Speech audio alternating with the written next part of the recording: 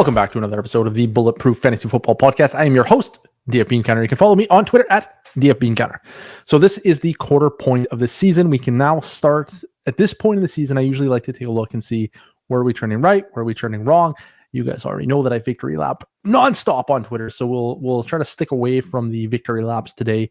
What we're going to look at is some of the players that are changing my mind from my preseason expectation versus some of the players that aren't really trending quite the way that I thought they would, but I still think I'm going to be on the right side of history when it's all said and done. So without further ado, let's dive in. Number one on the list is Michael Pittman Jr. I am cautiously optimistic about Michael Pittman. I don't think that he is necessarily a bona fide superstar at this point, but I think there is a chance that he could be a quality fantasy football player, and I did not think that was in his range of outcomes prior to the season. I'm still taking a wait-and-see approach. That team is dreadful, and we're going to wait and see on that one. Someone that I do not think I was wrong on and has been trending very wrong, but I don't think I'm wrong. And I think I'm going to, in the end, I think we're going to end up on the right side of history is Deebo Samuel.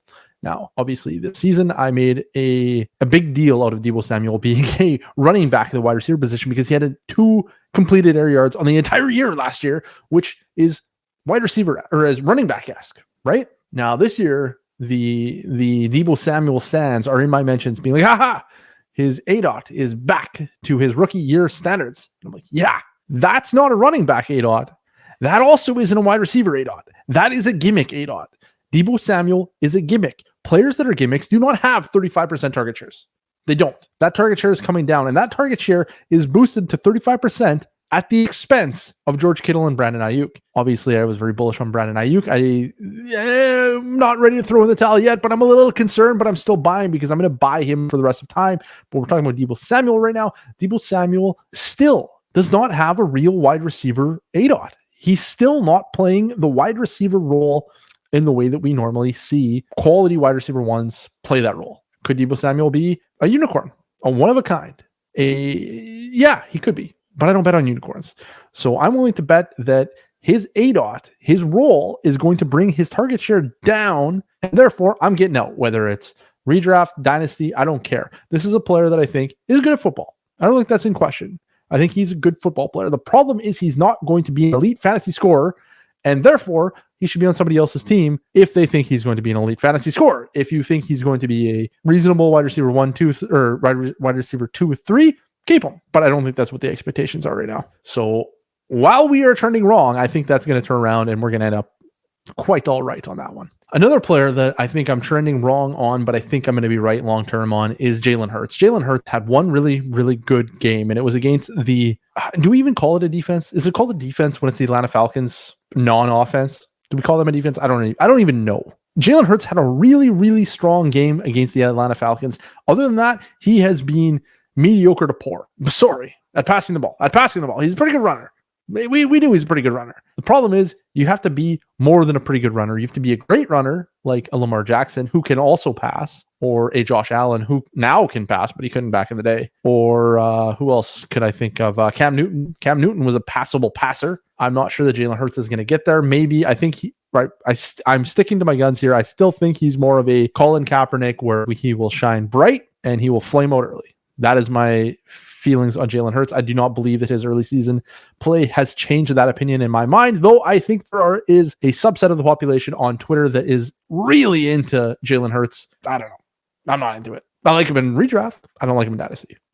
He's going to score a lot of points until he's not starting anymore. And that's what we should expect from here on out. Now, another player that is absolutely trending wrong from a fantasy football perspective, but the take was always about, well, it was always about fantasy football, but it wasn't about this year. It was about this player is an exceptional player, and you should roster him in dynasty because eventually exceptional players score a lot of fantasy points.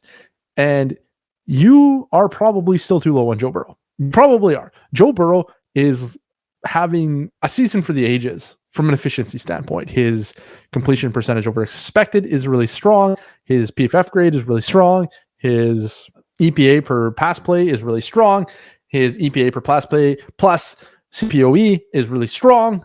Everything that Joe Burrow has shown so far is that he is one of the best quarterbacks in football. Now, what we're waiting for is for Zach Taylor and the Cincinnati Bengals to unleash Joe Burrow on the world. And with Joe Burrow's skill and the wide receivers that he has at his disposal, we are talking about a top 5 perennial quarterback that is going to be challenging Kyler Murray and Josh Allen, and if Josh Allen stays in this range, and what's his name? The guy that's really good at football, plays for the Chiefs, Patrick Mahomes. He's going to be challenging those guys. He's going to be up in that tier by the end of this season. Heading into next season, we're expecting top 5 production. This year, we're expecting quality play, low volume. I think that's fair to say. The other thing that's interesting is people are saying he doesn't have a high ceiling. Joe Burrow does not have a high ceiling. He's not a high ceiling passer. That is absurd. That is completely absurd. How do you define a high ceiling passer? Passing high quality throws, difficult throws. Does that be a good quality? Player Profiler has a metric called money throws. It is defined as something along the lines, I don't have it up in front of me, but it is basically throws that take a high level of skill or in crucial situations. Joe Burrow is number 4 in the NFL in raw money throws, not money throw rate, raw money throws. Joe Burrow is number 30 in total pass attempts. Joe Burrow is one of the most talented passers in football. And the sooner you get on board, the sooner you get to win your league. So just go and get Joe Burrow. You're too low. Raise him. Move him on up. Move him on up. We want some Joe Burrow. So I'm pretty sure that we're trending wrong from a fantasy football perspective this year, but we are trending very, very right from a dynasty fantasy football perspective. Now, one thing that I'm pretty happy to be wrong on right now is Deontay Johnson. Deontay Johnson is an absolute alpha despite his frame. He's only, 5'10", 183 pounds. The dude is commanding like 30% of the targets. Last year in the games he played that he didn't actually leave or get benched, he was also in the high 20s. This guy is a target magnet, and you just need to get him on your teams. I know that Ben Roethlisberger sucks. Don't get me wrong. Ben Roethlisberger is bad. But Deontay Johnson is getting targets. A lot of them. And he's not doing it with a bunch of guys that are nobodies. Juju Smith-Schuster has a 1,400-yard season on his resume. And Deontay Johnson came in and just pushed him aside. Just go get Deontay Johnson on your team. He's going to get a lot of volume for a long time, and volume wins. So I was wrong. I thought that Deontay Johnson maybe wasn't that good at football. Turns out he's pretty good at football. One of the reasons I actually this is kind of whatever. I moved Deontay Johnson way up my rankings, a month before the season. And the realization that I had was, number one, his target share was absurd. And number two, people were fading him for drops. And any time that somebody's going to fade a player for drops, I'm going to go buy that player because those players are really good at football. Normally, if you are good enough to get targeted so much that your drops become a meme, you're getting targeted enough to be really good at football. Anyway, one of the things I want to talk about real quick before we get into the rest is we are now sponsored, by the way. We're part of the Pigskin Podcast Network, and we're happy to be part of the network. And in conjunction with that, we are involved with DraftKings. We're now partnered with DraftKings. So in week 5, we have a special DraftKings promo just for you. Let me tell you how it works. New customers can bet just $1 on any NFL game and win $100 in free bets if either team, not both teams, one of the teams scores a single point. You can win $100. The last 0-0 tie in the NFL history, the history of the game, was in 1943. That was during World War II. So this is a no-brainer. just go get it. If Sportbook isn't available in your state, DraftKings won't leave you empty-handed. Don't worry. They're not gonna leave you on the doorstep. Everyone can play for huge cash prizes all season long with DraftKings daily fantasy sports contest. DraftKings is giving all new customers a free shot at millions of dollars in total prizes with their first deposit. So here is your task. Download the DraftKings Sportsbook app now. Use the promo code TPPN. Reminder, that is for the Pigskin Podcast Network, who is sponsoring the show. Throw down $1 on any NFL game and win $100 in free bets if either team scores a point, i.e. they're giving you $100. Just go do it. So that's promo code TPPN this week at DraftKings Sportsbook, an official sports betting partner of the NFL, of course. Now, there are stipulations. You must be 21 or older, New Jersey, Indiana, or Pennsylvania only.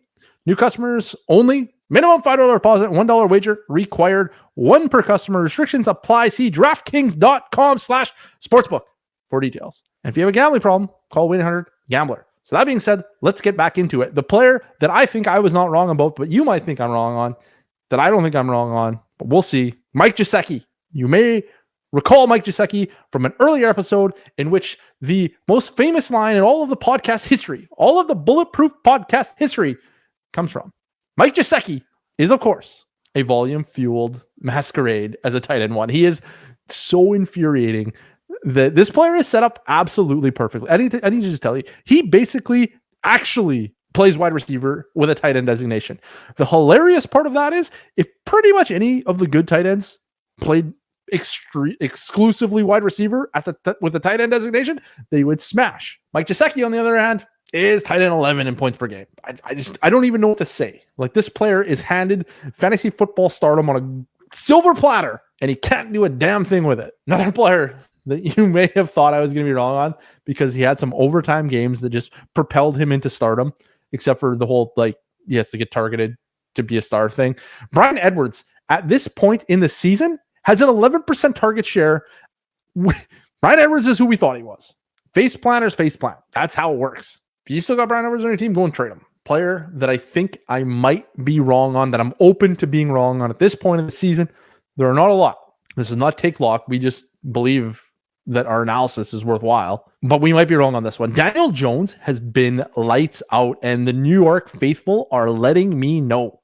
They are in my mentions, pulling up old tweets, pulling up tweets from years ago. There's one I was comparing Dwayne Haskins and Daniel Jones rookie season and lamenting about how Daniel Jones was somehow quarterback 10 in ADP, and he basically did nothing better than Dwayne Haskins did. Anyways, Daniel Jones is playing really well this year. He's also averaging 6 carries per game. This guy looks like he might have an elite ceiling because of the rushing potential. He is a Konami code quarterback here and now. He is kind of like Jalen Hurts, except playing well. So that's interesting. If I had to pick between the two, I'm taking Daniel Jones, and Jalen Hurts is going way, way earlier. He is valued way, way higher. I would rather have Daniel Jones than Jalen Hurts, and that's saying something because I'm not into Daniel Jones, or I haven't been up until now. But he's making me a believer, and they're really going. He's playing extremely well. I'm still a little skeptical, but at his price tag, I'm into it. Okay, another player that I think that you might be thinking I'm wrong on, but I'm still thinking I'm probably not wrong on, is Sam Darnold. Sam Darnold, he got gaced, as they say. I don't think he got gaced. I think he just ain't that good. And when you ain't that good, you need somebody else to drag you along. And he just so happens to have a generational prospect who had back-to-back 1,200-yard seasons at age 22 and 23, who is now dragging him along. And his name is DJ Moore. Getting away from Adam Gase didn't solve Sam Darnold's problems. Being able to toss the football into the outstretched arms of DJ Moore time and time again, 30% of his 30% of his dropbacks, is what is fixing Sam Darnold. Sam Darnold still is not a good quarterback. You should not roster Sam Darnold. This is not going to last. The DJ Moore thing will last, but Sam Darnold ain't good. Will he score fantasy points? Probably a little bit. Is he going to score 5 rushing touchdowns in the first 4 weeks every year and in every 4-week stretch thereafter? No, he is not. You should probably not be investing all your eggs in Sam Darnold. And the last one I want to talk about is one of my favorites. I mentioned earlier that the New York Giants faithful are burning up my mentions in regards to Daniel Jones. It's not just Daniel Jones. Don't get me wrong. It's not just Daniel Jones. They also did not like my fake alpha talk when it came to Kenny Golladay. So Kenny Golladay had a big week last week. I don't know, maybe you saw it. It's kind of a big deal in New York. For the season, for the entire season, 4 weeks, with guys like Sterling Shepard, who y'all don't think is any good, Kadarius Toney, who y'all don't think is very good. Evan Ingram's been hurt, and now he came back and pretty well matched Kenny Golladay in his first week back from injury, because of course he did. Kenny Golladay has an 18.7% target share through 4 weeks, and you guys think he's an alpha? 18.7% target share? That is so far from being a quality fantasy wide receiver. So far. Just absurd. And people are pulling up my receipts on this and laughing at me. And I'm like, what do you mean? Like, they're like, fake alpha. Bean counters, no, he's never watched football before. Like, yeah, his 18%. His target share is lower than his career average. His career average is too low. Anyways, the point is, Kenny Golladay is a fake alpha. He always was. He always will be. Sell Kenny Golladay if you can get something worthwhile for him. If you can't get something worthwhile for him, let's just ride it out. But Kenny Golladay is far from an alpha. And that's all I got to talk about tonight.